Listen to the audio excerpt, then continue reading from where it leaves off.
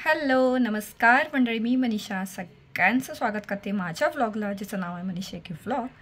आणि आज आहे नागपंचमी. तर नागपंचमीच्या खूप खूप खूप सारे शुभेच्छा तुम्हा सर्वांना. आणि आज मी रेसिपी घालत आहे खोबऱ्याच्या लाडूची, जे आपण विकत बाजारात घेतो खोबऱ्याचे लाडू. त्याची झटपट होणारी रेसिपी आहे विदाऊट गॅस. तर नक्की करून बघा ही रेसिपी आणि लाईक शेअर करायला विसरू नका. आणि अजून कोणी सबस्क्राईब केलं नाही माझ्या चॅनलला त्यांनी लवकर सबस्क्राईब करा.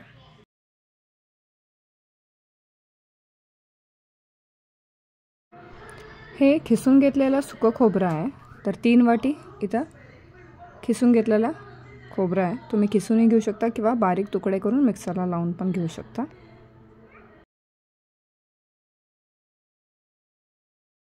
बदाम, काजू आणि वेलची. आता हे बदाम, काजू आणि वेलची मिक्सरला वाटून घेते पहिला. तर हे चांगलं मिक्सरला पहिला वाटून घ्या. तर हे बघा असं छान वाटून घेतलं. आता हे मिक्स करून घ्या.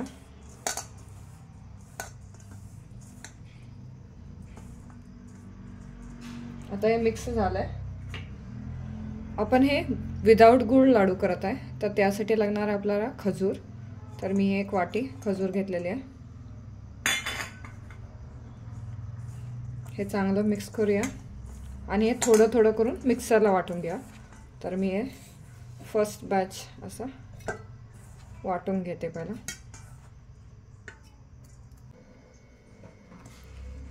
तर इथं बघा छान असं मी मिक्सरला वाटून घेतलेलं आहे. यामध्ये मी गूळ घातलेला अजिबात नाही आहे. ते एकजीव होऊ शकते. तर आपण हे लाडू बांधायला घ्यायचं. तुम्ही यामध्ये तूपही घालू शकता, पण त्याची काय आवश्यकता लागत नाही. जर तुम्हाला आवडत असेल तर 1 चमचा तुम्ही तूप घालू शकता.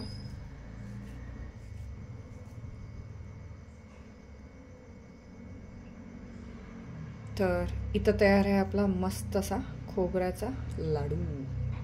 तर मंडळी, वाट कसली बघताय, तुम्ही करायला घ्या पटकन.